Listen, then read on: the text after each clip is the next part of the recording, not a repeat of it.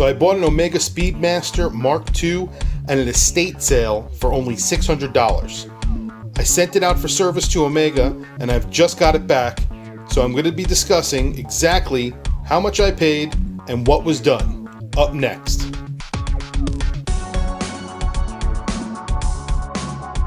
Hey guys, welcome back to the channel, and as I mentioned in the intro, I am going to be taking a look at the Omega Speedmaster Mark II that I sent out for a overhaul directly to Omega. So I purchased this in an estate sale, like I said, for $600, and it was in very bad shape.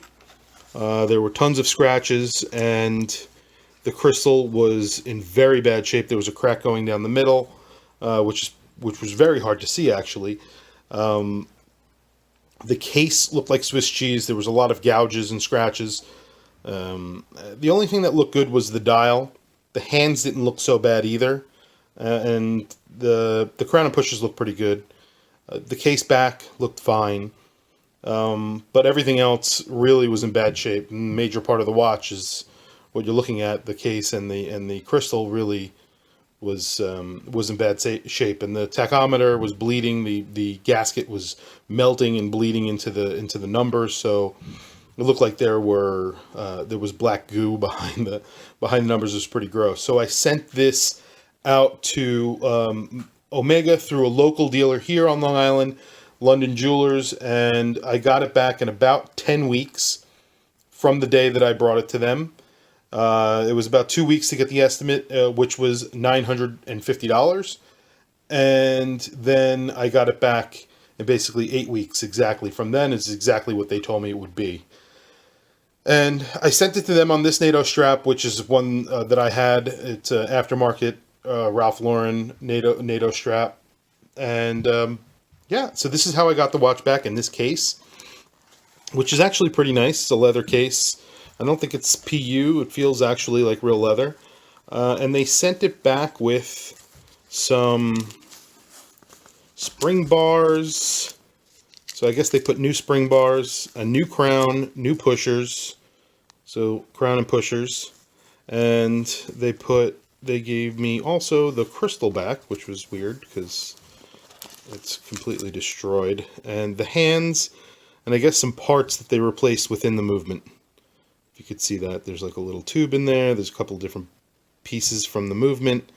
I guess that was part of the chronograph that wasn't working, and maybe part of why it wasn't telling very good time. So yeah, and originally what I paid for actually was just for them to overhaul the movement and to replace the crystal.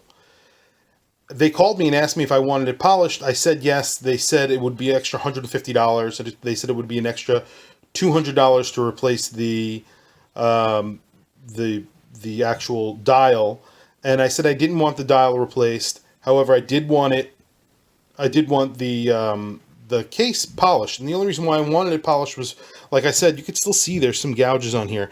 There were some really bad gouges, and I just want it repaired. I just wanted it to look a little bit better than it did, and I kind of want to put my own patina on a watch. It was so bad that it looked like it had been through World War III. So normally I wouldn't polish a watch, so I was on the fence, and I ended up telling them not to. For some reason, they did it anyway. Now I don't know if it was communication from London Jewelers, or if it was communication on Omega's part. However, I'm actually happy they did it, because when I got it back, I was just, it's jaw-droppingly good looking. It looks beautiful. I'm really happy with the finish that they did. They almost made it look brand new.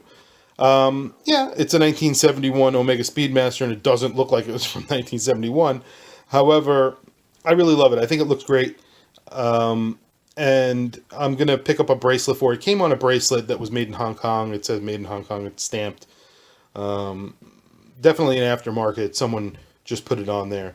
When I saw it at the estate sale, I immediately took it off. It was filthy and gross. So I just took that off and I put this NATO on. I cleaned it up myself, and I was wearing it, and then it just wasn't telling time. The chronograph wasn't working. And I don't use the chronograph function very often, so I was going to just wear it for a little while, then end up sending it to service. I contacted some other places like Central Time in New York City, in Grand Central. It's by where I work, and they wanted like $600. However, they would just replace the crystal and do an overhaul on the movement, and that was it.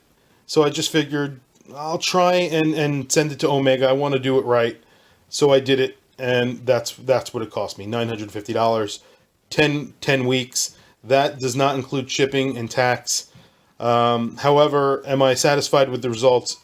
I'm extremely excited with the results. So anyway, if you like this video, please go ahead, like and subscribe. Please hit that bell icon. That would be really helpful. And please add a comment. Let me know what I could do better. I really appreciate it. Thanks for logging on.